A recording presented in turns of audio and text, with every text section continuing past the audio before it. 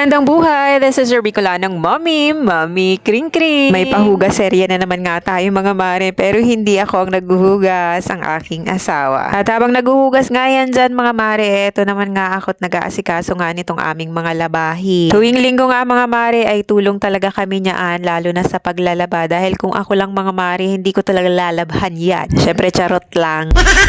At habang nagwawashing nga ako mga mare, eto't nagbumuni-muni nga lang muna ako dito sa isang sulok. Pero dahil hindi nga ako sanay ng walang ginagawa mga mare, eto't nakita ko nga itong aming mga halaman, kaya tinanggalan ko nga yan ng mga tuyong dahon. May mga supling na nga yan mga mare at pwede na talagang ilipat. Paso na lang talaga ang wala. Kasi eto nga mga mare, binawasan ko na rin nga itong bulaklak na ito dahil hindi nga siya maganda kapag ka medyo mataas. Habang nagtatanggal nga ako ng mga tuyong dahon dyan mga mare, meron pang pa-concert ang above na yan. My arms again.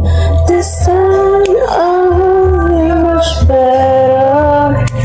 If ever you're in my arms again, this time I'll hold you forever.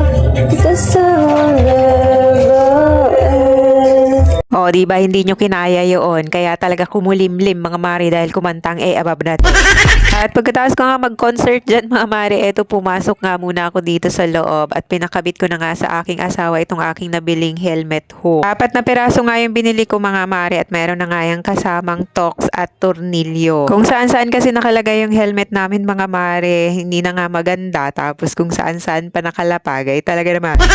At itong nabili ko nga mga mare ay plastic nga yan at mukha naman talaga siyang matibay. Tapos meron na rin nga yung lagayan ng susi mga mare. O diba? Pwede nyo na nga dyan ilagay yung susi ng inyong mga motor kasama ng kanyang helmet. Kaya kung gagaya nga namin kayo na kung saan saan nakalagay ang helmet, abay, must have nga ito mga mare. Kaya lalagay ko na nga lang yung link sa comment section. Gaya nga lang sinabi ko mga mare, meron na nga yung libreng tox at tornilyo, kaya ikakabit mo na lang talaga yan. Plano ko nga sana mga mare na by twos nga ang paglagay dyan, kaya lang eto nga't nasimulan na nga nitong aking asawa, kaya hinayaan ko na rin nga. Baka kasi kapag ka kinontra ko pa yan mga mare, baka tuloy ang hindi gawin. Mamester pa naman natin minsan kapag ka inabot ng saltik ay talagang hindi gagawin yan. Hala, uy! By trees nga yung ginawa niya mga mare at okay naman talagang tingnan. Maganda nga sana mga mare kung nandyan lang sa kabilang side tapos sunod-sunod na nga sila para hindi nga takaw space. Hala, takaw space na nasa pader. Hala, uy! Basta yun na yun. Eto na nga mga mare, patapos na rin nga siya sa kanyang ginagawa dyan at eto naman ang aking time para ikabit na nga itong mga helmet. O siya, sige na nga mga mare at napahaba na naman nga ang ating chika. Maraming salamat sa pagsama hanggang dulo. So uuliting muli at kung di ka pa nakapal kay Bicolanong Mommy, baka naman. O siya, bye!